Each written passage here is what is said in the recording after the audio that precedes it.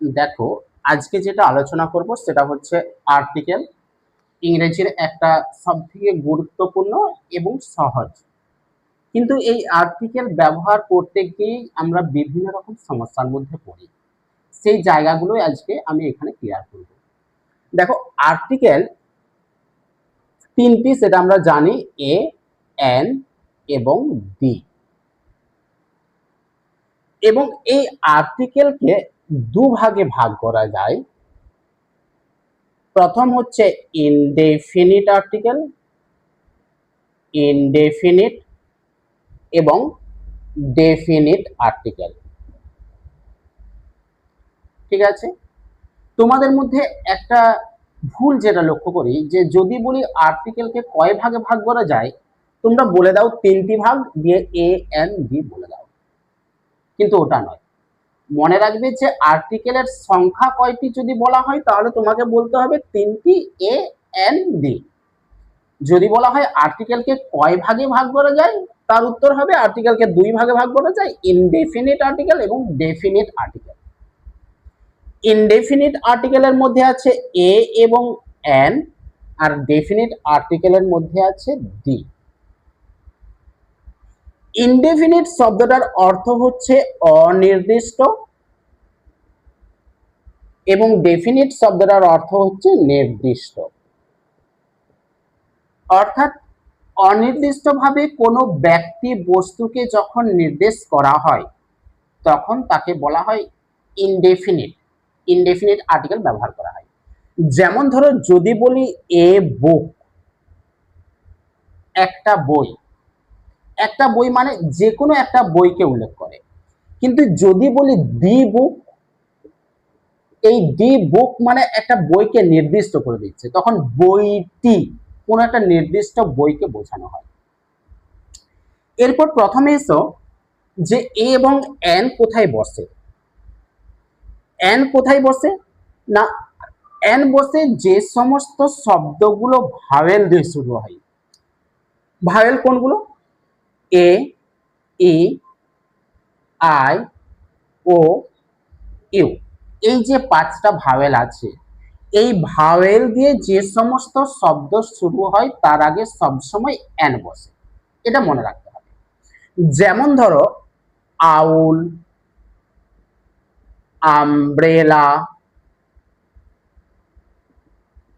ইঙ্কপট, এই যে শব্দগুলো আছে, ধরো আউলের ও ভাওয়েল দিয়ে শুরু হচ্ছে, আমব্রেলার ইউ ভাওয়েল দিয়ে শুরু হচ্ছে, ইঙ্কপট কালের দোয়াত আই ভাওয়েল দিয়ে শুরু হচ্ছে। এই যে সমস্ত শব্দ ভাওয়েল দিয়ে শুরু হয় তার আগে সবসময় এন বসে, এন, এটা মনে রাখতে হবে।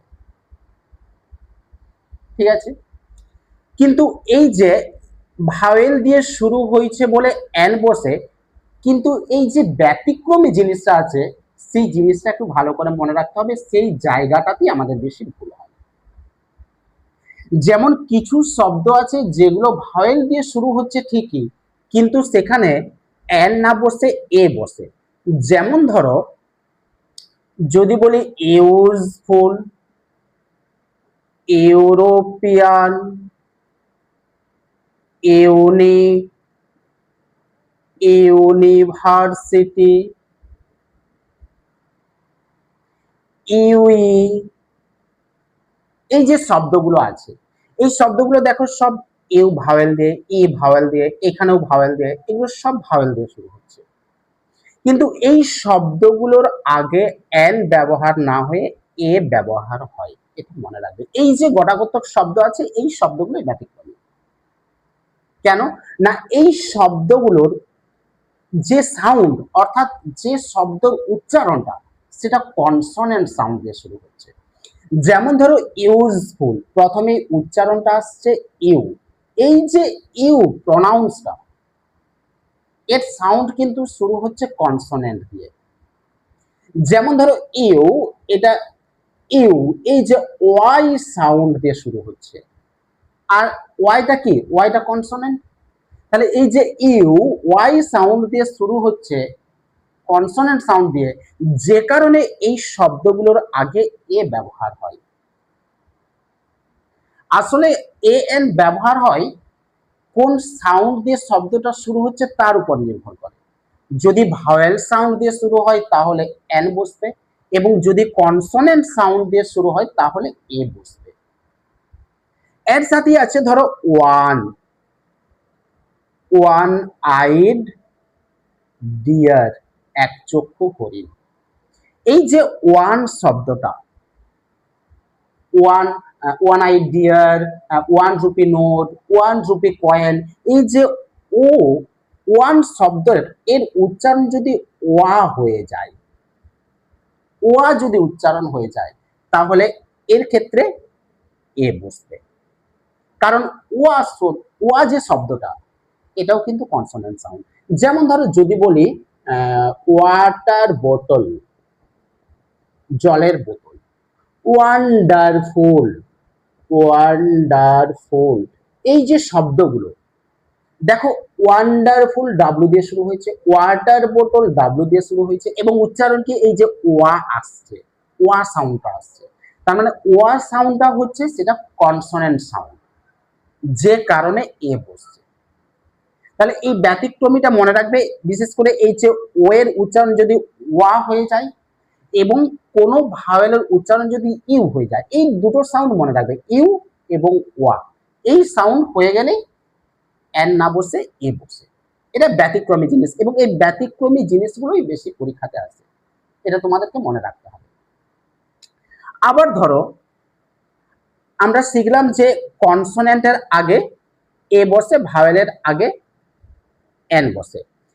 এরপর কনসোনেন্টেরও কিছু ব্যতিক্রম আছে, যে কনসোনেন্ট দিয়ে শুরু হচ্ছে কিন্তু তার যে উচ্চারণ, তার যে সাউন্ড সেটা ভাওয়েল সাউন্ড হয়।